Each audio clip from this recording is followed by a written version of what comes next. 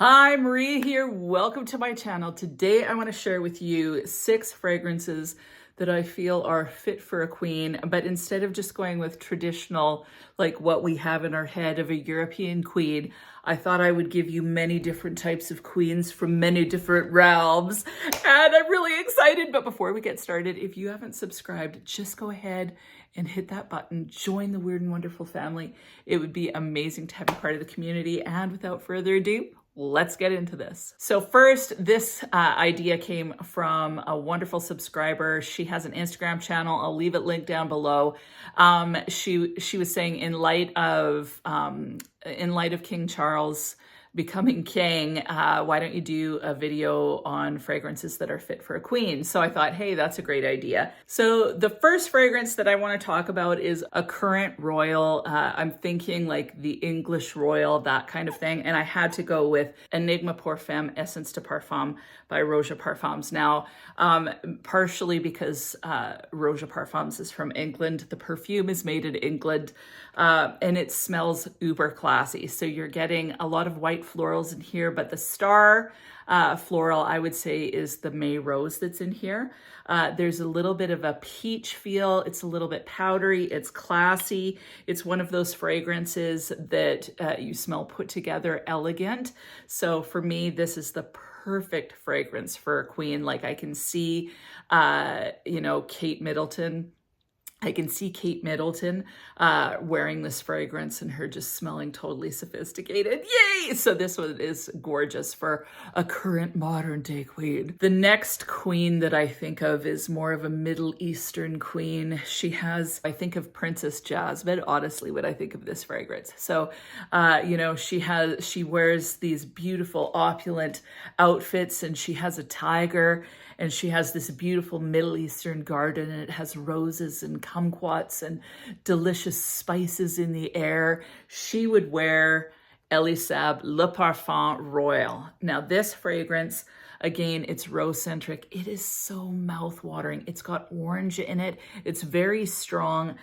Some people really notice the patchouli. The patchouli is definitely present in this, but to me, it comes across as spices. So I get a sweet, spicy orange rose combination, quite jammy, and then with the spiciness from the patchouli.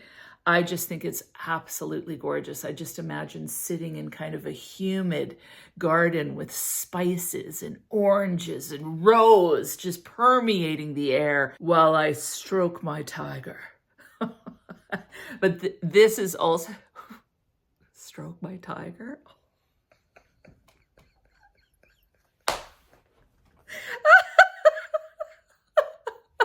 I'm so dumb. Oh dear. Anyway, this honestly smells like a warrior queen. Like the woman that wears this one, she knows what she's doing. She's got a little bit of mystery. You don't want to mess with her. She's got a major royal guard, and she's a bit of a conqueror. That's the one that wears this fragrance. The next fragrance that would be for my Elven queen. She's the queen of the fair folk. She's ever so elegant. She wears kind of a light green, kind of shimmery, glimmery gown that just flows wherever she goes. The gown flows with her. She looks so beautiful. She has this beautiful crown of leaves encrusted with diamonds. She walks through the forest at night and little fairies light it up, and she wears MEVLANA by Perfumes de Marly. We all knew that was coming. That fragrance is so delicate. It's got a bit of green to it, but there's a bit of sweetness from the berries. It's so beautiful. It's kind of delicate.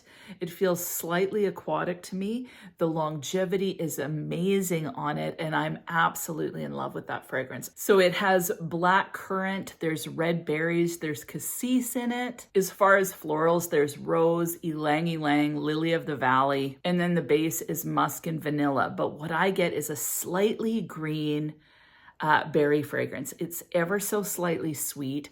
So it's very similar to Amethyst by Lalique, but it's got a bit more sweetness than Amethyst, and it's a lot longer lasting than Amethyst. It's also a little bit more clear. So Amethyst has a bit more musk than I would say MEVLANA has. So to me, MEVLANA, it smells like someone walking through the forest, and you're smelling the berries and the foliage and kind of the dew on the ground. That's kind of the vibe I get. It's so beautiful. It's very sophisticated and elegant, but it's a little bit more otherworldly, sprightly in my opinion. So I think it would be perfect for something like a wedding occasion. It would be great for a daytime fragrance. I think it would make a great signature scent. So wearing it at the office or anywhere really, it's just so elegant, so beautiful, and perfect as the Elven Queen. The next fragrance is a queen from kind of the Middle Ages. I think resins, I think dark, a little bit of smokiness, a little bit of sugar, a little bit of sweetness, a little bit of smokiness, a little bit of resin. And so I thought of MEVLANA. It says MEVLANA in the medieval city. So it's perfect for that medieval queen. This one is such a unique fragrance. It's so beautiful. It has mastic in it. Now, mastic is found on a little island in Greece, and it's basically I think the resin from the tree that grows there in particular. And it's got a very interesting kind of slightly balsamic, slightly sweet flavor to it. So you can eat it. I've tasted it. And it tastes the way it smells, interestingly. MEVLANA opens with cardamom, Greek mastic, and pink pepper. In the heart, it has rose and dried fruit, and then the base is kind of where the majority of the notes shine. It's got cacao, Mediterranean incense, tonka bean, tobacco, Turkish coffee, powdered vanilla sugar, mahogany wood, and sandalwood. This smells again like a warrior queen. This is not for the faint of heart, but it is so gorgeous. And what I think of whenever I smell this is actually not a medieval princess, but rather a very crafty medieval woman who discovers, it's from this book that I read. And so she's this chick that time travels and ends up getting stuck somewhere in Germany. And so she's like, what am I going to do? Like, I'm going to be destitute. But instead, she finds some sort of broker from the Middle East to bring in coffee. She roasts the coffee beans, grinds it, and she opens the first coffee house in Germany, and she hires this baker, and she becomes basically a mogul. Like princes, kings, everybody wants to be around her and wants a drink of her delectable nectar called coffee. So she would wear this, a little bit of powdered sugar, a little bit of cacao. It reminds me of the bakery that she had going on, a little bit of that coffee, a little bit of the mastic and kind of the resins and the natural aspects of wherever she was living.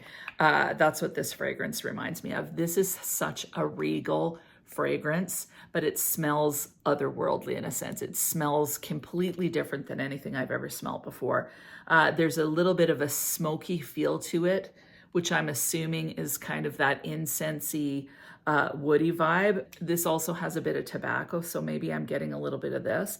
It's an absolutely gorgeous fragrance. If you like unique, mouth-watering, powerful beast mode fragrances, this one is stellar, like so beautiful and absolutely perfect for the medieval queen. The next fragrance is my Sea Queen fragrance, and it is OLYMPEA Intense by PACO RABANNE. It's definitely an amber-centric fragrance. So it's got amber, it's got vanilla. I think there's a few other notes, but amber, vanilla, and salt is primarily what you get out of this one. This is very sensual. It's very, it's kind of a heavy fragrance, but you can totally wear it in the heat. So on a hot summer evening, this is so uber sexy.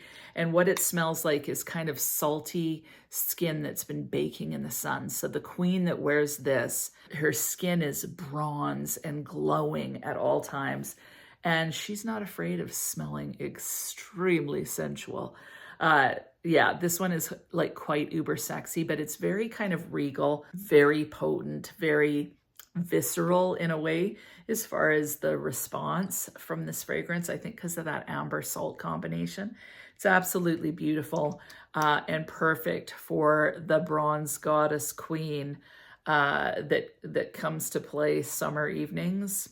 she wants to wear this for sure. The last queen that I want to share with you is the tropical queen. She wears Dolce & Gabbana's Dolce Garden. Now this fragrance is, it's creamy. There's a bit of milkiness. I think there's almond in this. There's coconut. There's a bit of a waxy vibe to it. I think there's magnolia in this one. It just, to me, smells like some sort of coconut mixed with some sort of nectar to make this drink that would be absolutely intoxicating. And if you drank that drink, everything would look slightly pink. It would, the colors in the world would kind of start to blend together, and it would be pink at one point and then kind of golden the next. And the turquoises, like I just think gold and corals and turquoises whenever I smell this. So it definitely evokes a tropical feel.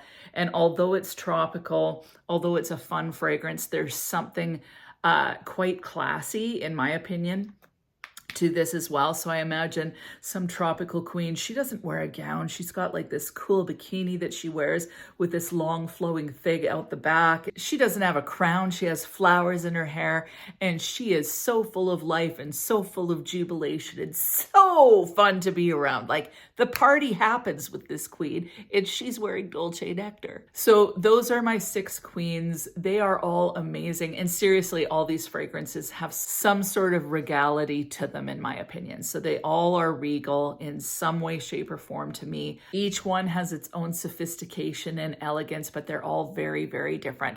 So something for absolutely everyone. What about you? What is the fragrance that you feel is fit for a queen? Please leave it in the comments. And other than that, I hope you have an amazing week, and we'll talk to you soon.